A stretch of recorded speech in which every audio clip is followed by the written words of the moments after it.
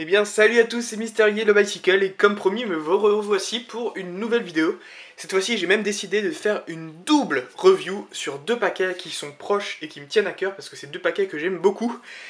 Le Madison Rounders et le Madison Dealers. Pas tout à fait très bien.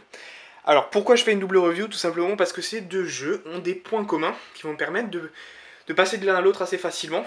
De toute façon le point commun qui ne fait aucun doute si vous voulez en quelque sorte, c'est qu'ils ont été tous les deux créés pour Daniel Madison.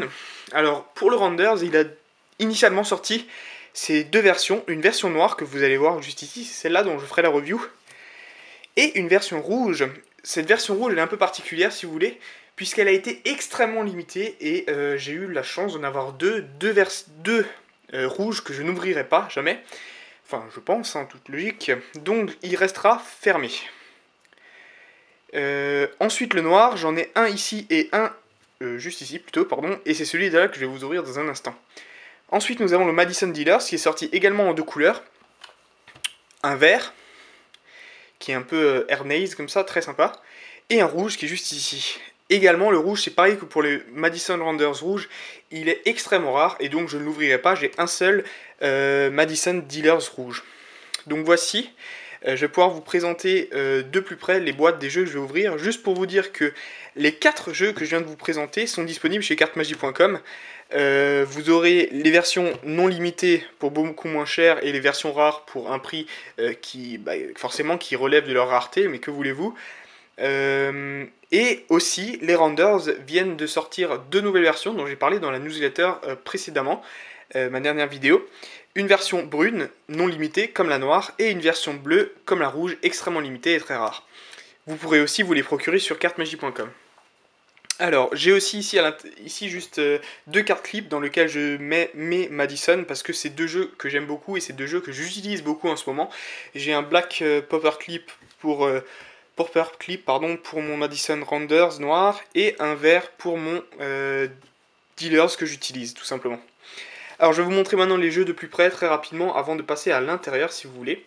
Voici le Madison Rounders avec un avant très épuré et une texture un peu brillante comme ça. Le cil customisé avec écrit Rounders, c'est un as de pique. Enfin, c'est un signe pique plutôt avec le signe illusionniste, bien sûr, ces jeux sont sortis avec illusionniste, et sur les côtés rien du tout.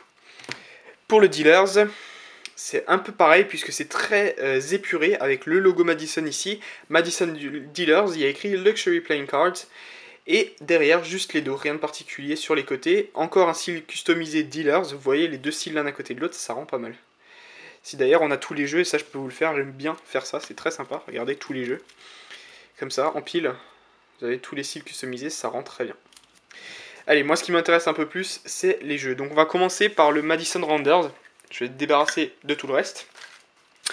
Donc, une fois ouvert, vous allez pouvoir observer un magnifique jeu. Franchement, un gros coup de cœur pour ce jeu. Je l'ai déjà dit, mais vraiment.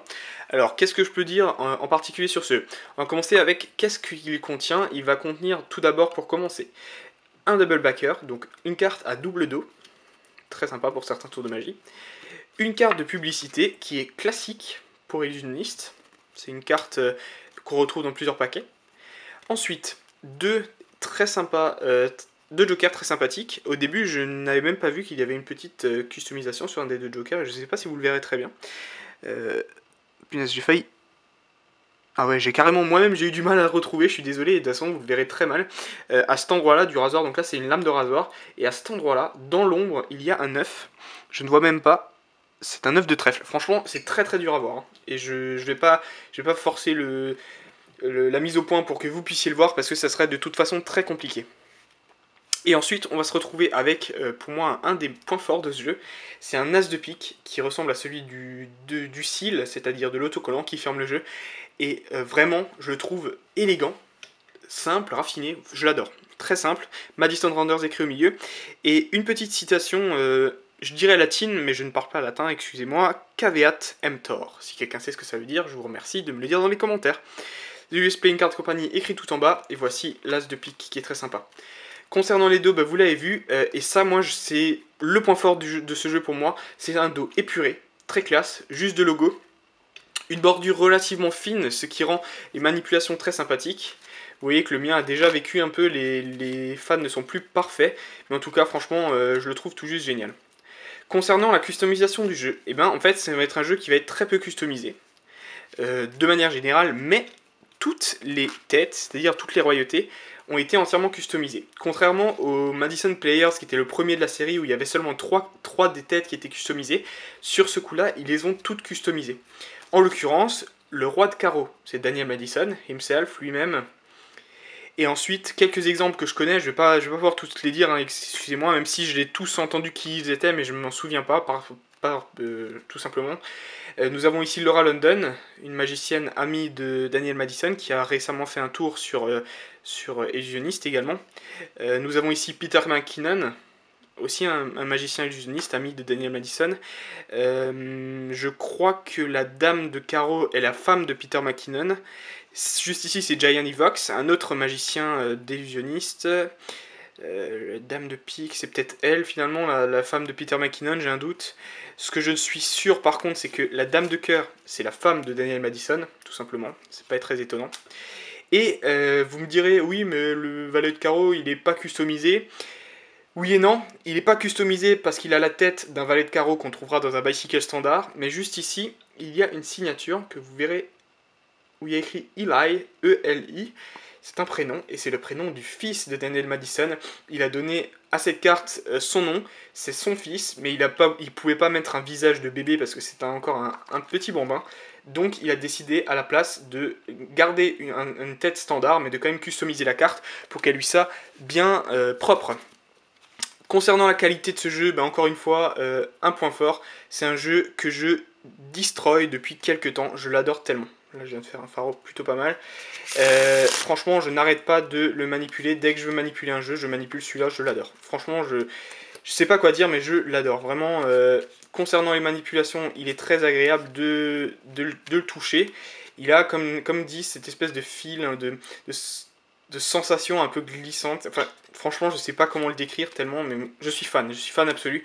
Et c'est pour ça que j'ai acheté dès que j'ai pu le Brown, la version brune de ce jeu qui va sortir très bientôt. Donc voilà, dès que je l'aurai, je vous ferai une unboxing. On va enchaîner sans plus tarder, en faisant un petit peu de place tout de même, avec le deuxième jeu de cette double review, si vous voulez, en quelque sorte, le Madison Dealers, que je vais ouvrir de ce pas. Alors dans ce jeu, qu'est-ce qui va changer essentiellement? La première chose que vous voyez, pas de bordure, ce qui en fait un jeu un peu poker, un jeu un peu tricheur si vous voulez.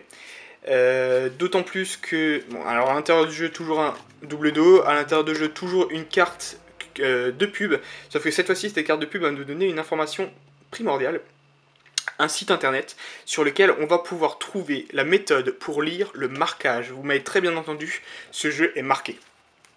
Alors, je peux vous le dire, c'est pas évident, parce que vraiment, vous voyez, un jeu comme ça, pour vous donner un exemple tout simple, quand vous avez deux cartes à côté, vous avez même du mal à faire la différence entre les deux cartes. Quand je fais un spread comme ça, vous voyez même pas la transition entre une carte et l'autre, c'est vraiment un marquage assez compliqué à déterminer, mais voilà. Vous avez le site qui est donné. Vous avez deux jokers également, qui sont un peu comme... qui me font penser en fait... Ces deux corbeaux, cette fois-ci, sont décédés, hélas. Paix à leur âme. Ces deux corbeaux qui sont un peu comme la suite du Renders qu'on avait juste avant. Deux corbeaux un petit peu décédés, si vous voulez. Et un as de pique, encore une fois, épuré, très classe, avec le logo. Voilà, j'adore, tout simplement. Les phases, je me suis même pas compliqué la vie à les remettre en place, puisqu'en fait, ça va être exactement les mêmes customisations des faces. Vous voyez que mon jeu est trié noir et rouge parce que je m'entraîne pas mal à faire des techniques de fausse coupe, etc. avec ce jeu, et surtout sur table. Donc voilà, ça c'est le principe un petit peu de ce jeu. Je l'aime beaucoup. Écoutez, on va se retrouver dans un instant, après une petite coupure, pour un bilan de ces deux doubles reviews, si vous voulez. Je rappelle encore une fois que ce jeu, il est niveau qualité vraiment exceptionnel. Ça, je ne l'ai pas encore appuyé, mais franchement, il vaut le coup. Allez, comme je l'ai dit à l'instant, on se retrouve pour un petit bilan. Donc voilà, je vous ai présenté le Madison Rounders et le Madison Dealers, deux jeux qui sont vraiment parmi mes coups de cœur du moment, si vous voulez. Donc je rappelle que si vous voulez vous procurer ces jeux, il va falloir aller sur cartemagie.com si vous êtes en France ou dans le coin, en Union Européenne par exemple, puisque vous aurez 5% de réduction si vous utilisez le code Mystery Yellow Bicycle. Vous aurez également les frais de port offerts si vous avez 50 € d'achat pour la France, 150 € pour l'Union Européenne et 300 € pour le reste du monde. J'ai dit tout ça dans la dernière vidéo, la newsletter de Cartes Magiques, que je vous invite à aller voir si vous voulez être au courant de toutes les nouveautés. Et écoutez, je pense que la prochaine vidéo sera une unboxing de ces Madison Rounders bruns, avec d'autres jeux coup de cœur, d'autres jeux que j'ai achetés sur cartemagie.com. Moi je vous dis à très bientôt, merci de me suivre, et c'était Mystery Yellow Bicycle, ciao.